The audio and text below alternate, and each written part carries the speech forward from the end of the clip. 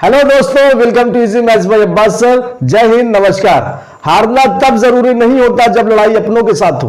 हारना तब जरूरी नहीं होता जब लड़ाई अपनों के साथ हो। हारना तब जरूरी हो जाता है जब लड़ाई खुद के साथ हो। चलिए, आज आप लोग के लिए परसेंटेज का जो क्वेश्चन लेके आए हैं वो समुद्र की गहराइयों में उतर के आपके लिए नए नए क्वेश्चन ढूंढ के लाए हैं जो बहुत ही इंपॉर्टेंट लेवल के हैं। कोई भी एग्जाम उठा के देखेंगे, कहीं ना कहीं ये क्वेश्चन आपको मिलता रहेगा। चलिए आ जाइए क्वेश्चन पे। सवाल ये कह रहा है कि दो संख्याएं, अच्छा ऐसा क्वेश्चन आपको पहले भी बताया गया था। लास्ट में जो क्वेश्चन बताया जाएगा, आज के सेशन का जो लास्ट वाला क्वेश्चन रहेगा, बहुत ही इंपॉर्टेंट क्वेश्चन रहेगा और उम्मीद ये करते हैं कि आपको वो क्वेश्चन ज्यादा पसंद आएगा। तो ऐसा नहीं कि वीडियो को स्किप करके आगे बढ़ के लास्ट वाला क्वेश्चन देख लेना है। हो सकता है लास्ट में बोलना है, बीच में दे दे, इसके बाद भी आ जाए। तो एक ऐसा क्वेश्चन इसमें आएगा जो बहुत ही इंपॉर्टेंट रहेगा, बहुत ही लाजवाब तरीके से समझाएंगे। लेकिन आप लोग वीडियो को पूरा देखेंगे और आप लोग अपने से करने की कोशिश करेंगे। देखने में क्वेश्चन हार्ड लगेगा लेकिन करने में बहुत ही इजी रहेगा, इजी तरीके से समझाएंगे क्योंकि ये आप लोग देख रहे हैं easy maths by Abbas sir. चलिए, सवाल कह रहा है कि दो संख्याएं किसी तीसरी संख्या से, अब देखिए दो संख्या के बारे में कंपेयर कर रहा है कि आपके पास दो संख्या है और तीसरी संख्या से, अब देखिए आपके पास तीन संख्या होनी चाहिए तभी तो आप कंपेयर कराएंगे। तो ये हमने लिखा है पहला संख्या, दूसरी संख्या और ये तीसरी संख्या। सवाल कह रहा है किसी तीसरी संख्या से, दो संख्या किसी तीसरी संख्या से, तो कंपेयर करा रहा है तीसरी संख्या से। अब इस वाले क्वेश्चन में जब भी कोई संख्या से कंपेयर कराता है, जैसे यहां पे तीसरी संख्या से कंपेयर करा रहा है लेकिन तीसरी संख्या हमारे पास कहीं इस क्वेश्चन में नहीं दिया, तो जब भी तीसरी संख्या ना दिया हो तो उसको हम 100 मान के चलते हैं कि मान लेंगे कि कोई तीसरी संख्या 100 है। तो तीसरी संख्या से क्रमशः, क्रमशः का मतलब क्रम से, पहली वाली संख्या 30% तीसरी से और दूसरी वाली संख्या 37% तीसरी संख्या से। अच्छा, एक पॉइंट इसमें देखेंगे कि यहां पे कम की बात कर रहा है। हर क्वेश्चन पे कोई ना कोई ऐसा लफ्ज होता है जिसको पकड़ के रखेंगे तो क्वेश्चन को आसान बन जाएगा। कह रहा है कि दो संख्याएं किसी तीसरी संख्या से क्रमशः 30% और 37% कम है। अगर हम यहां पे मान लेंगे कि तीसरी संख्या हमारी 100 है तो 100 से पहली संख्या 30% कम है। अब बच्चा आप लोग बताइए, अगर पहली संख्या 100 से 30 कम है तो पहली संख्या कितनी होनी चाहिए? 70 होना चाहिए। तो मतलब पहली संख्या 100 से 30% कम है, मतलब 70 है। दूसरी संख्या 100 से 37% कम है। बच्चा आप बताइए कि अगर 100 से 37 कम है तो कितना होना चाहिए? 63 होना चाहिए। तो इसका मतलब दूसरी संख्या यहाँ पे बच्चा 63 बन जाएगी। अब देखिए ये यहां तक हमारा क्वेश्चन कंप्लीट हो गया है, क्योंकि क्वेश्चन जब आप लोग को स्टार्टिंग में समझना होता है या हमको समझाना होता है तो हम थोड़ा सा स्लोली समझाते हैं, लेकिन जब आप लोग इस चीज में महारत हासिल कर लेंगे, एडवांस हो जाएंगे, तो ये आपको ऑटोमेटिक आंखों ही आंखों में कर सकते हैं। तो इसलिए आपको धीरे धीरे समझना है, पहले समझ लेना है, सिद्धांत समझना है क्वेश्चन का, उसके बाद फिर आपको स्पीड में करते जाना है। तो यहां पे कह रहा है कि दूसरी संख्या का मतलब इस संख्या के बारे में बात कर रहा है, पहली संख्या से कितने प्रतिशत कम है। यहां पे देखिए कम की बात कर रहा है। दूसरी संख्या पहली से कितना कम है, पहले ये देखना है। तो बताइए दूसरी संख्या पहली वाली संख्या से, मतलब 63 70 से कितना कम है? तो बच्चा यहां पे 7 कम है। कितना कम है? 7। किस से? अच्छा, ये चीज आप लोग को डे 1 से बताया जा रहा है कि जिससे कंपेयर कराते हैं उसको नीचे रखते हैं। बताइए पहली संख्या दूसरी से, मतलब 63 70 से कितना कम है? 7। किस से? पहली से, मतलब 70 से। और क्या निकालना बच्चा? परसेंट निकालना। और परसेंट निकालने के लिए क्या करवाते हैं? 100 से गुणा करवा देते हैं। देखिए 0 से 0 जाएगा, 7 से 7 कट गया, अब आपके पास 10 आ गया। तो ये 10 को हम परसेंट लेके चलेंगे तो 10% कम है, जो कि हमारे ऑप्शन नंबर फर्स्ट में देखने को मिलता है। तो चलिए क्वेश्चन नंबर 2 कह रहा है दो संख्याएं किसी तीसरी संख्या से, अब देखिए कंपेयर करा रहा है, तीसरी संख्या से कंपेयर करा रहा है। तो आपकी जिम्मेदारी ये बनती है बच्चा कि ये पहला, दूसरा और तीसरा, ये 3 संख्या आपको नोट डाउन कर लेना है। कंपेयर करा रहा है तीसरी संख्या से, तो तीसरी संख्या को मानिए 100, तीसरी संख्या को मानेंगे 100। क्रमशः 25% और 20% कम है, फिर यहां पे कम आ गया, तो पहली संख्या 100 से कितना परसेंट कम है? 25%। अब 100 से 25% कम है तो कितना परसेंट होना चाहिए? 75%। दूसरी संख्या तीसरी संख्या से 20% कम है और तीसरी संख्या माने है 100, तो दूसरी संख्या 100 से कितना कम है? 20, तो बच्चा कितना होना चाहिए? 80 होना चाहिए। तो ये आपकी 3 संख्या बन गई। अब आगे आ जाइए, सवाल पे क्या कर रहा है, तो पहली संख्या दूसरी संख्या का कितना प्रतिशत है। अब यहां पे कम या ज्यादा नहीं पूछ रहा, अब ये पूछ रहा है कि पहली संख्या दूसरी संख्या का, अब यहां पे दूसरी संख्या के बाद का आ गया, जिसके बाद का आ जाए या जिसके बाद से आ जाए उसी से कंपेयर कराते हैं तो उसको नीचे रखा जाएगा। क्या कह रहा है? पहली संख्या, तो पहली संख्या यहां पे 75 है, दूसरी संख्या का कंपेयर करा रहा है दूसरी संख्या से, दूसरा संख्या 80 है, जो कि 80 हमारा नीचे रहेगा।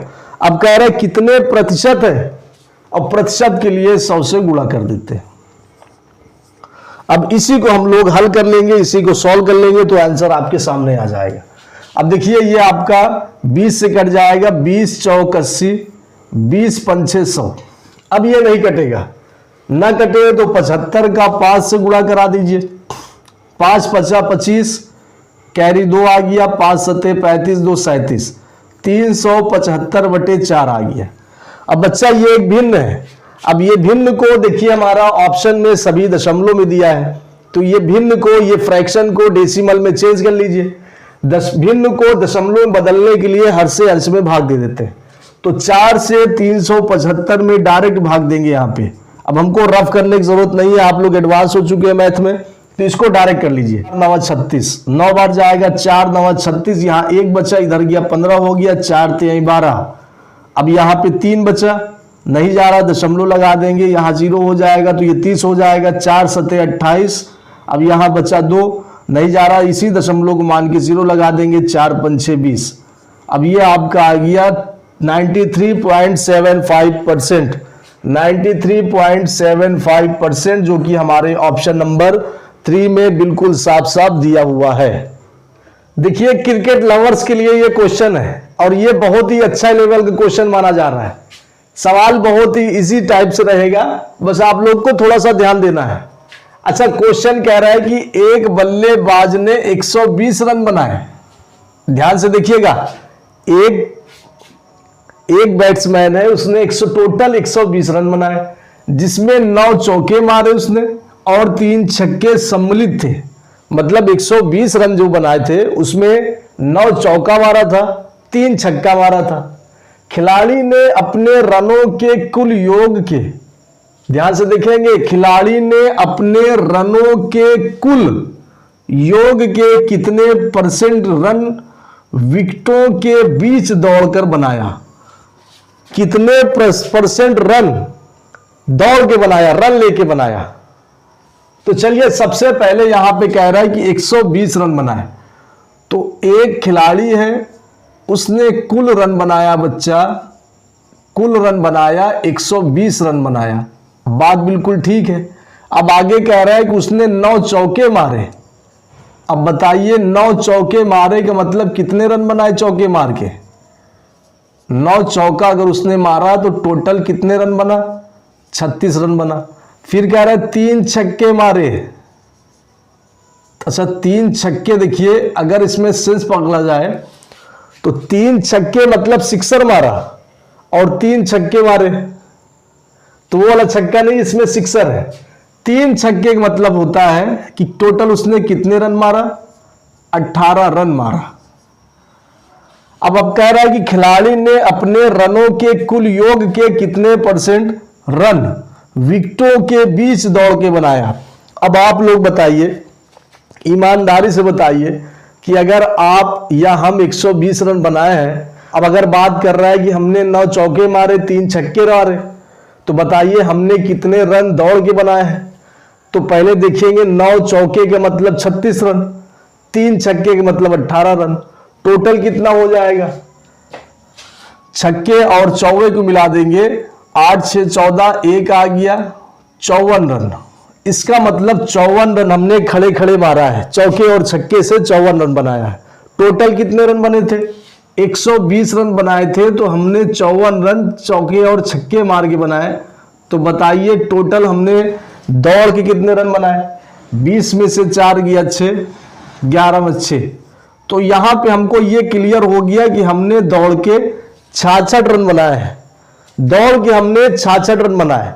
तो अब यहां पे कह रहा है कि 66 रन कुल रनों के योग का कितने % है।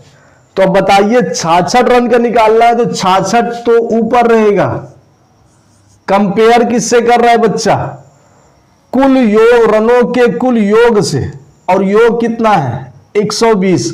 तो आपको बताया गया जिससे कंपेयर कराते हैं उसको बटे में रखते, नीचे रखते हैं। ये चीज आप लोग नहीं भूलिएगा। अब कह रहा है %, तो % निकालने के लिए 100 से गुणा। अब इसी को आपको कैलकुलेट कर लेना है, कैलकुलेशन कर लेना है, काट देना है।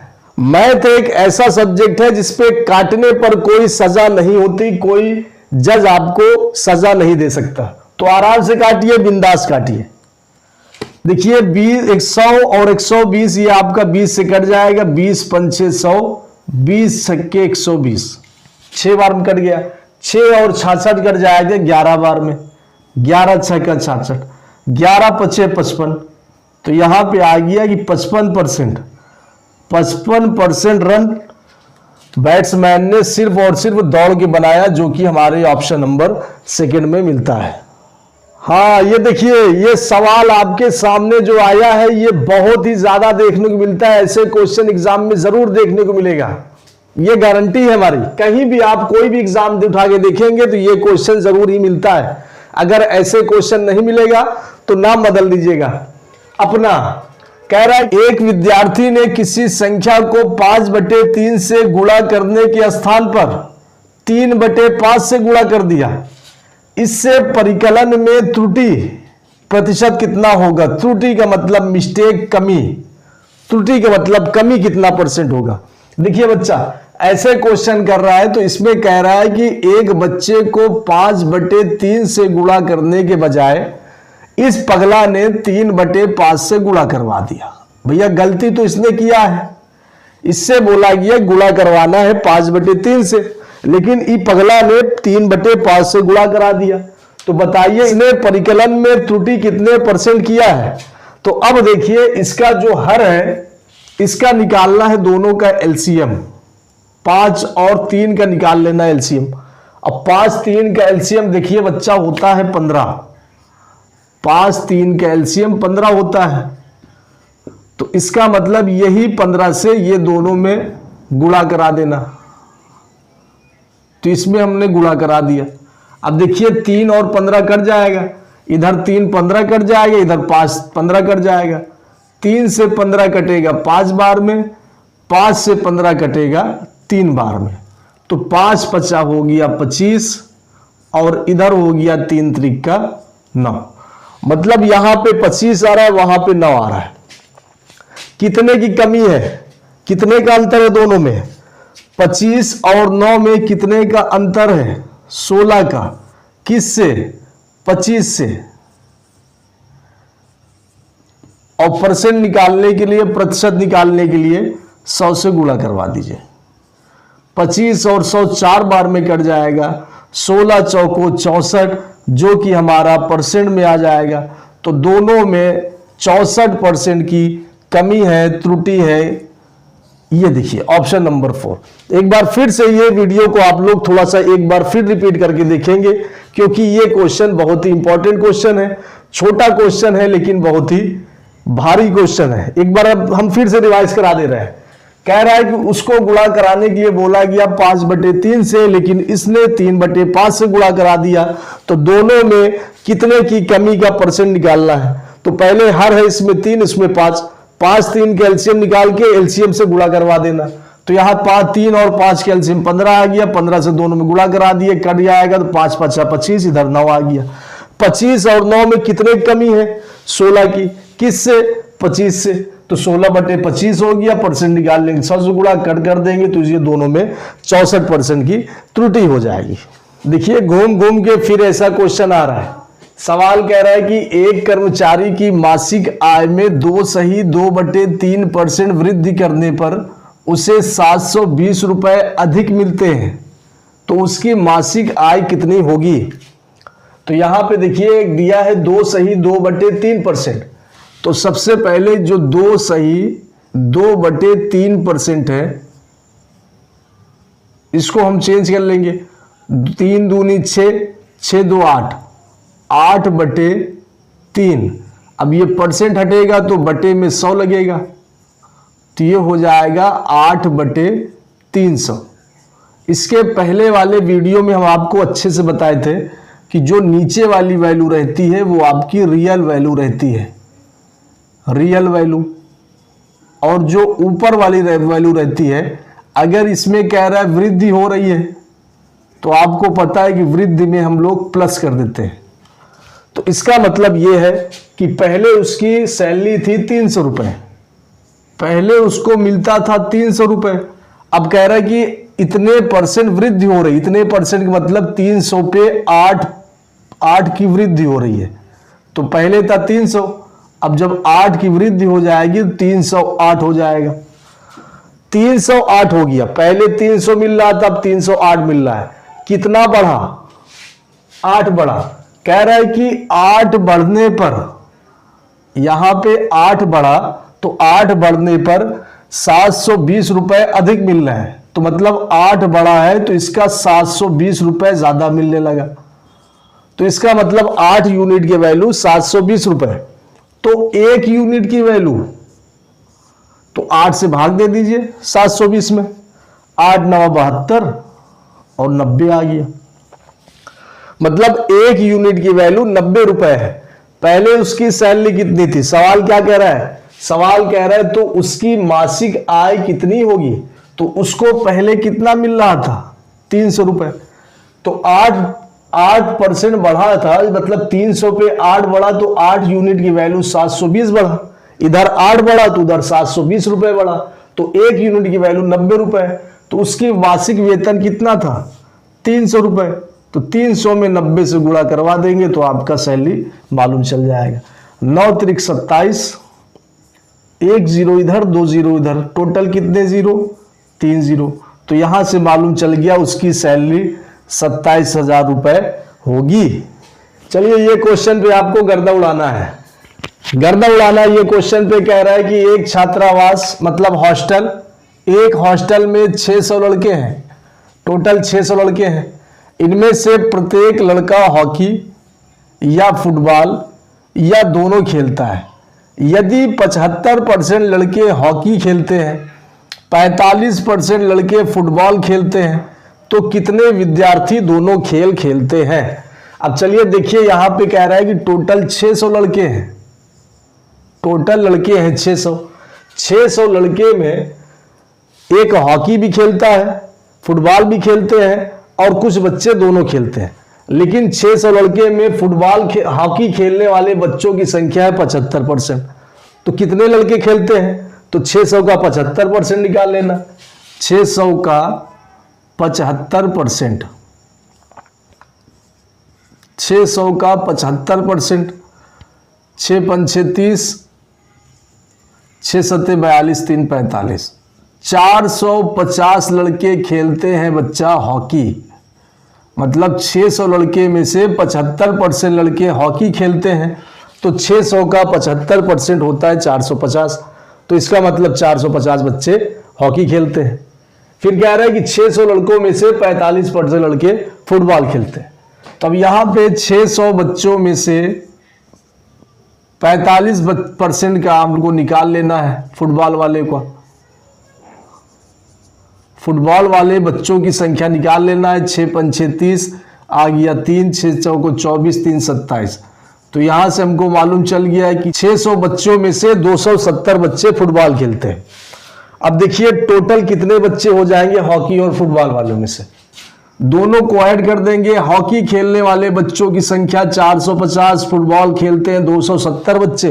तो टोटल हॉकी और फुटबॉल कितने बच्चे खेलते हैं? 0, 7 5 12, 1 आ गया, 7 आ गया। तो टोटल दोनों हो गए 720 लड़के। अब मजे की बात यह है कि क्वेश्चन में कह रहा है कि 600 बच्चे खेल रहे हैं, अब यहां पे आ गया 720 बच्चे। तो इसका मतलब कुछ बच्चे एक्स्ट्रा आ रहे हैं। बच्चे कितने हैं? 600। और टोटल हॉकी और फुटबॉल को जोड़ेंगे कितने बच्चे आ रहे हैं? 700। तो एक्स्ट्रा कितने बच्चे हैं?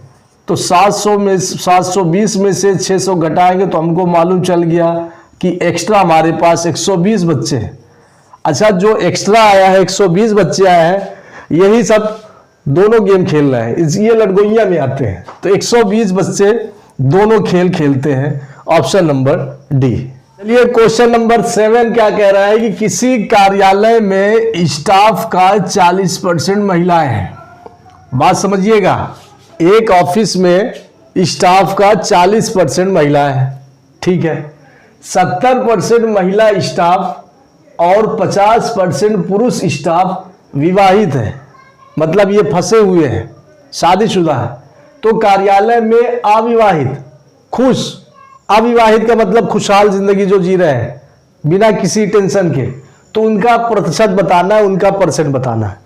तो सबसे पहले देखिए किसी कार्यालय में स्टाफ। अब आपको पता होगा कि अगर कोई ऑफिस है तो ऑफिस में 2 जेंडर रहेंगे। अब कहीं कहीं 3 जेंडर हो रहे हैं तो उसकी बात नहीं कर रहे हैं हम। 2 जेंडर, यहाँ पे 2 जेंडर कह रहा है कि एक महिला है दूसरी पुरुष है। तो मान लेंगे बच्चा कि ये है महिला जनाना और ये है पुरुष, ये मर्द लोग हैं, ये महिला लोग हैं। किसी कार्यालय में स्टाफ का 40% महिला है। अब अगर हम मान लेंगे कि कार्यालय में टोटल स्टाफ 100 है तो 100 का 40% मतलब 40 महिला है। 100 का 40% तो महिला है। तो बताइए पुरुष कितने होंगे? अगर 100 में से 40 महिलाएं हैं तो पुरुष मान के चलिए कि 60 होंगे, तभी तो मिलके दोनों 100 बनेगा। अच्छा, 40 महिला 60 पुरुष, फिर कह रहा है कि जितनी महिलाएं हैं 40 महिला है, वो महिला का 70% महिला स्टाफ मैरिड है, शादीशुदा है। और हमको क्या निकालना है? अनमैरिड निकालना है, अनमैरिड। तो 70% विवाहिता है। अब देखिए अगर यहां बात किया जाए कि अगर यहां 70% विवाहिता है तो अविवाहित कितने परसेंट होंगे? अगर बात किया जाए कि यहां पे कह रहे हैं कि 70% महिला मैरिड है तो बताइए अनमैरिड कितने होंगे? अब अगर महिला अपने आप में 100% होंगी बच्चा, और कह रहा है कि 70% मैरिड है, विवाहित है, तो ऑटोमेटिक यहां से निकल जाएगा कि 30% बिना शादी किए हुए हैं। तो किसका 30%? जितनी महिला है। महिला कितनी है? 40। तो इसका मतलब हमको 40 महिला का 30% निकाल लेना। तो हमको मालूम चल जाएगा कि एक्चुअल में महिला टोटल है कितनी। तो यहां से निकल के आया कि महिला टोटल 12 महिला अनमैरिड है। तो 40 में से 12 महिला तो यहां पे अनमैरिड है, अविवाहित है। अच्छा, 60 पुरुष है तो पुरुष में 50% पुरुष अविवाहित है, 50% पुरुष विवाहित है। तो अविवाहित कितने होंगे? अगर पुरुष अपने आप में 100% है और 100% में से 50% पुरुष विवाहित हैं तो अविवाहित पुरुष भी 50% होंगे। बात सही है। किसका 50%? 60 का 50%। तो 60 पुरुष में से 50% पुरुष अविवाहित है। तो कितनी संख्या हो जाएगी इनकी? इनकी संख्या 30 हो जाएगी। तो इसका मतलब यहाँ पे 30 पुरुष अनमैरिड है, अविवाहित है। अच्छा, ये अनमैरिड की बात कर रहा है।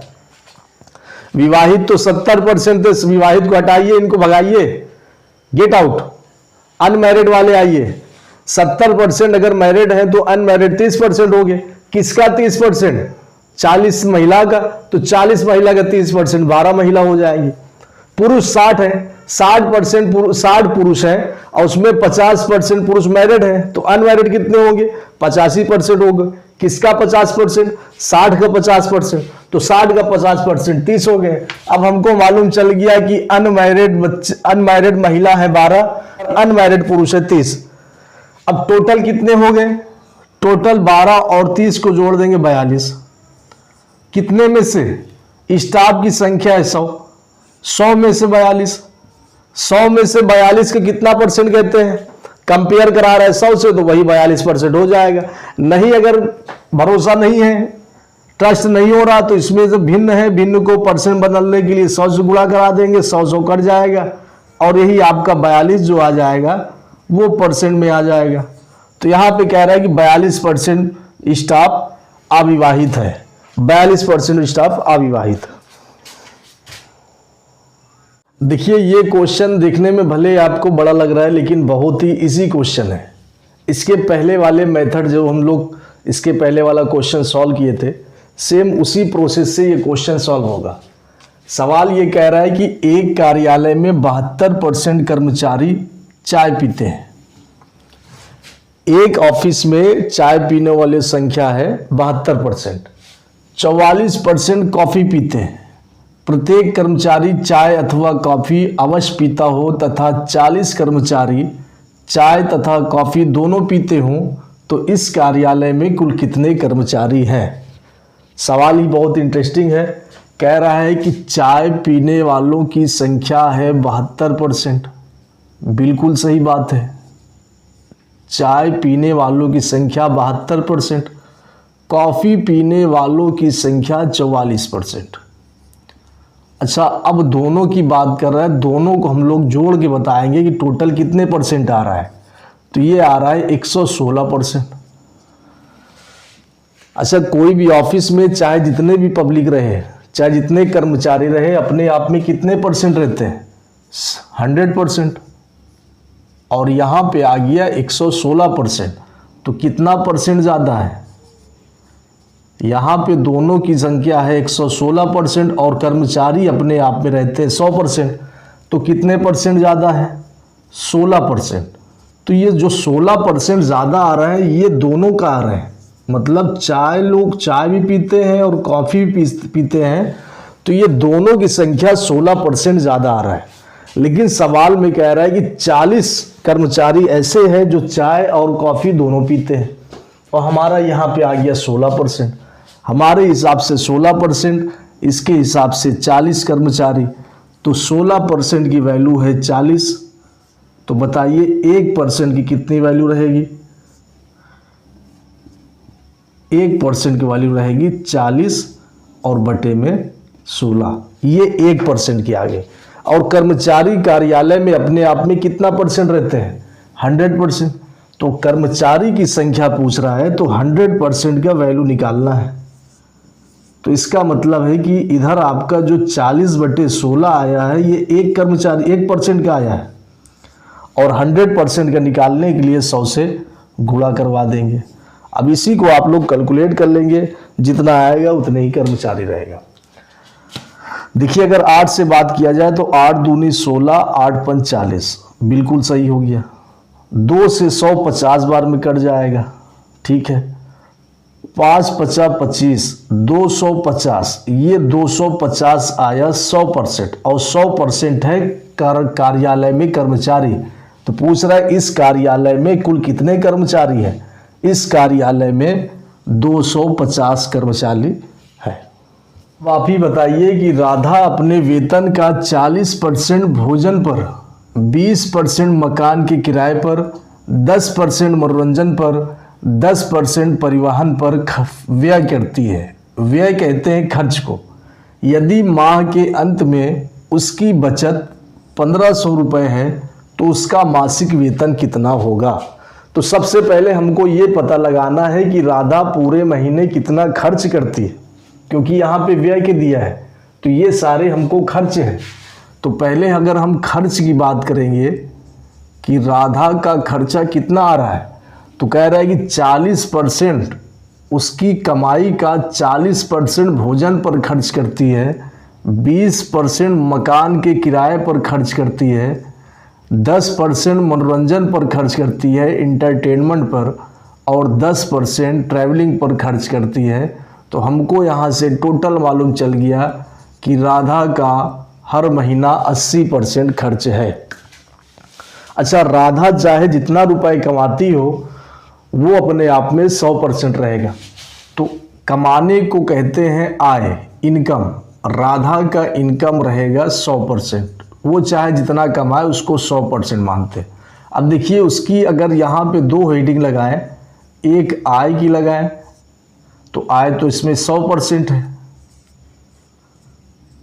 और ये आपका खर्च है। खर्च को कहते व्यय, व्यय इसका 80% है। अब आप ही लोग बताइए कि अगर राधा 100% कमाती है, 80% खर्च कर देती है, तो राधा कितने % बचाती है? 20%। तो भैया 100 में से अगर 80 का अंतर देखेंगे तो 20%। अब हमको यहाँ से मालूम चल गया कि राधा हर महीने 20% बचाती है, लेकिन यहाँ पे कह रहा है कि राधा माह के अंत में उसकी बचत, तो ये 20% हो गया बचत। इतना बचाती, इतना सेविंग करती है, तो बचत हो गया 20%। अब यहाँ कह रहा है कि बचत इसका 1500 रुपये है, तो इसका मतलब कि 20% की वैल्यू 1500 रुपये है। तो 1% की वैल्यू, 1% की वैल्यू हो जाएगी 1500 और बटे में 20 हो जाएगा। अब कह रहा है 100% निकालना है, क्योंकि उसका मासिक वेतन, और मासिक वेतन हमेशा 100% रहता है। तो 100% की वैल्यू निकालने के लिए इसमें 2 0 चिपकाएंगे। देखिए ध्यान से, एक लाइन यहाँ पे हम छोड़ रहे हैं, यही समझिए। इसमें 2 0 चिपकाएंगे तो ये 100 हो जाएगा, तो इसमें चाहे 100 से गुणा कर दीजिए ये। अच्छा, 20 और 5, 20 5 100, ये 5 बार में चला जाएगा। 15 50 75, और 2 0 है तो 2 0 लग जाएगा। तो इसका मतलब 7500, 7500 ये इसका हो गया, आय हो गया, इनकम हो गया राधा का। तो ऑप्शन नंबर 4 हमारा कह रहा है कि राधा का मासिक वेतन 7500 रुपये है। देखिए ये क्वेश्चन आपके सामने आया है, ये देखने में तो बड़ा लग रहा है, लेकिन सेम इसके पहले वाले क्वेश्चन के सेम रहेगा, लेकिन थोड़ा सा इसमें थोड़ा डिफरेंट रहेगा। देखिए क्या डिफरेंट है, और जब डिफरेंट मिल जाएगा तो उसमें देखेंगे कैसे इसमें चेंजेस आता है सवाल करने में। सवाल कह रहा है कि एक अधिकारी के वेतन में 10% घर के किराए के रूप में काटा जाता है। एक अधिकारी का जो सैलरी है उसका 10% घर के रेंट पे काट लिया जाता है। फिर यहाँ पे एक चीज़ नोटिस करेंगे, यहाँ पे शेष का है, मतलब 10% काटने के बाद जो बचा उसका 15% बच्चों की शिक्षा पर खर्च होता है। बचने के बाद पहले तो अधिकारी का सैलरी दिया, सैलरी का 10% हमने काट दिया घर के किराए पर, जो बचा उसका 15% बच्चों की शिक्षा पर चला गया। फिर उसके बाद जो बचा, यहाँ पे देखिए शेष दिया हुआ है, जो बचा उसका 10% कपड़ों पर खर्च करता है। इन सब खर्चों के बाद उसके पास 1377 रुपये बचते हैं, तो उसका कुल वेतन कितना होगा? देखिए इसमें शेष आ गया। अब यहाँ पे अगर बात किया जाए कि अगर हम मान लेंगे कि उसका बचत, देखिए अगर अधिकारी की बचत की बात किया जाए, बचत यहाँ पे नहीं दिया, तो बचत हम मान लेते हैं कि अधिकारी बचाता है 100 रुपये। अधिकारी कितना बचाता है? 100 रुपये। अब अगर मान लीजिए कि अधिकारी का जो वेतन है, अधिकारी का जो वेतन है, पहले वेतन कर लेंगे। अगर यहाँ पे हम मान लेंगे कि अधिकारी का जो वेतन है वो अपने आप में 100% वेतन है, बात क्लियर है। अब वेतन का 10% वो घर के किराए पर खर्च कर देता है। जब 10% खर्च कर देता है, यहाँ पे कह रहा है कि 1377 रुपये बचता है। अब आप ही बताइए, अगर उसका वेतन चाहे जितना हो, अगर वो 10% खर्च कर दिया तो उसका बचा कितना परसेंट? तो उसका बचा 90%। उसका कितना बचा? 90% बचाता है वो। फिर कह रहा है कि 15% खर्च कर देता है बच्चों की शिक्षा पर। अगर उसका सैलरी अपने आप में 100% है, 15% बच्चों की शिक्षा पर खर्च कर दिया, तो उसके पास अपने आप में बचा कितना? 85%।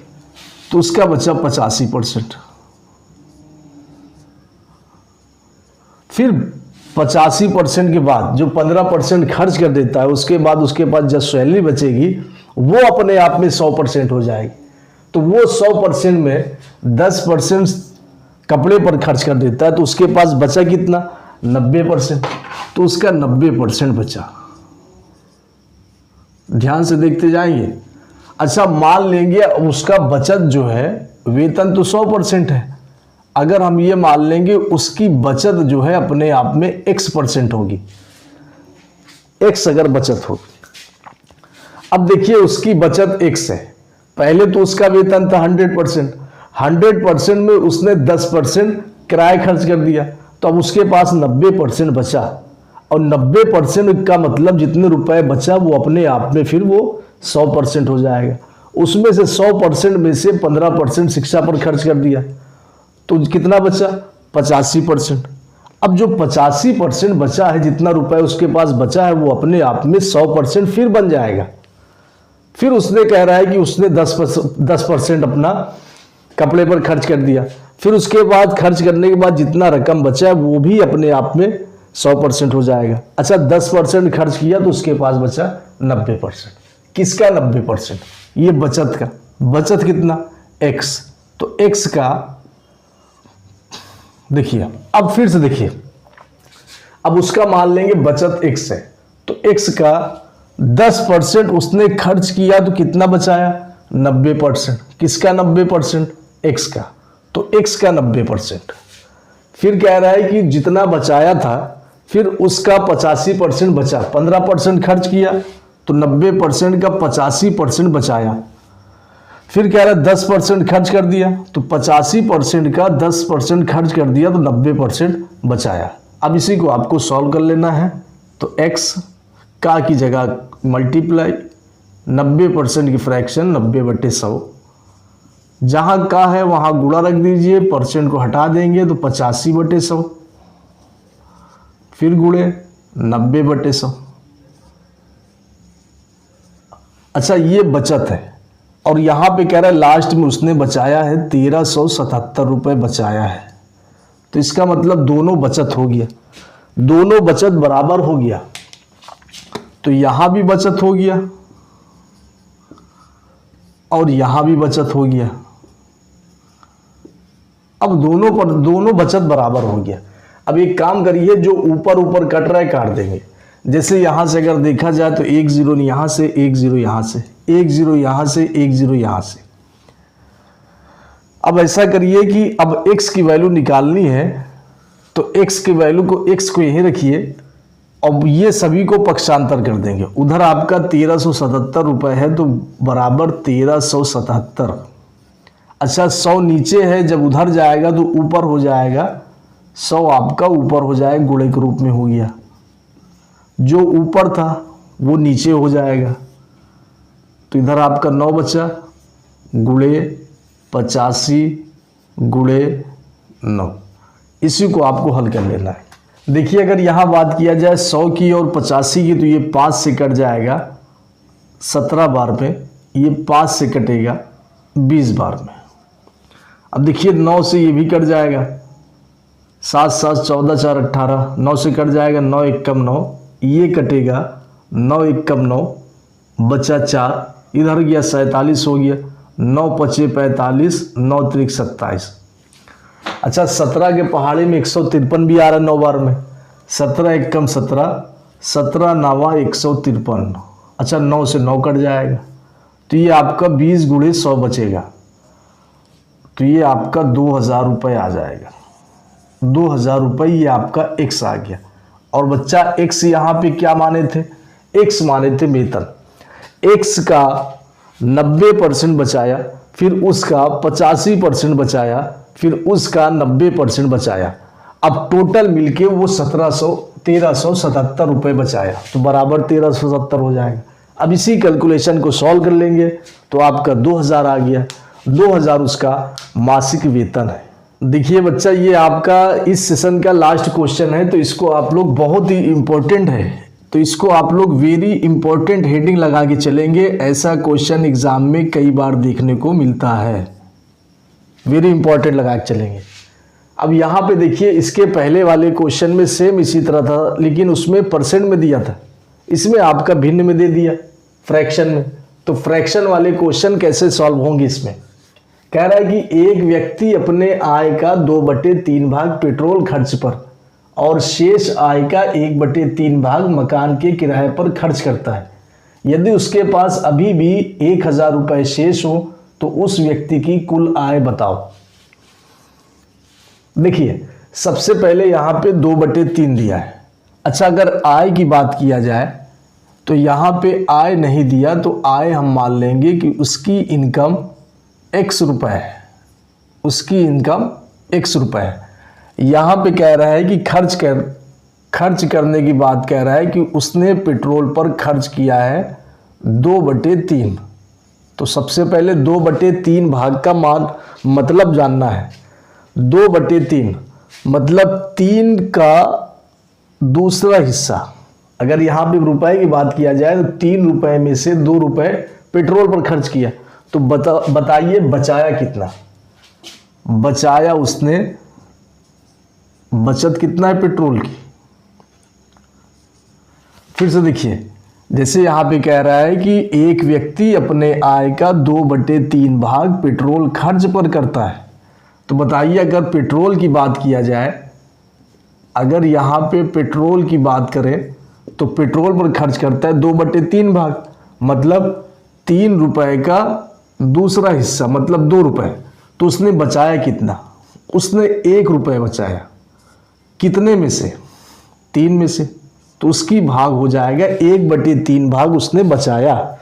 अब कह रहा है कि शेष आय का 1/3 भाग मकान पर खर्च करता है। अच्छा, वो मकान पर 1/3 भाग खर्च करता है। 1/3 का मतलब 3 रुपए में से 1 रुपये खर्च कर देता है मकान पर। तो उसने बचाया कितना? 2 रुपये बचाया। कितने में से? 3 रुपये में से। तो ये इसकी बचत हो गई। पेट्रोल में उसने बचाया 1/3 भाग, मकान के किराए पे बचाया उसने 2/3 भाग। अच्छा, अब यहाँ पे कह रहा है कि यदि उसके पास अभी भी 1000 रुपये शेष हो, मतलब बचे हुए हो, तो अब आप बताइए कि उसकी इनकम है x भाग। तो उसकी इनकम x है, तो x का 1/3 भाग उसने बचाया, फिर इसका 2/3 भाग उसने बचाया। अच्छा, यहाँ पे हमने का छोड़ के गुणा लिख दिया, और ये बचत की बात कर रहा है कि इतना बचाया, और बराबर इसका मतलब है कि इसने 1000 रुपये इधर बचाया, तो ये भी बचाया हो गया, बचत हो गया।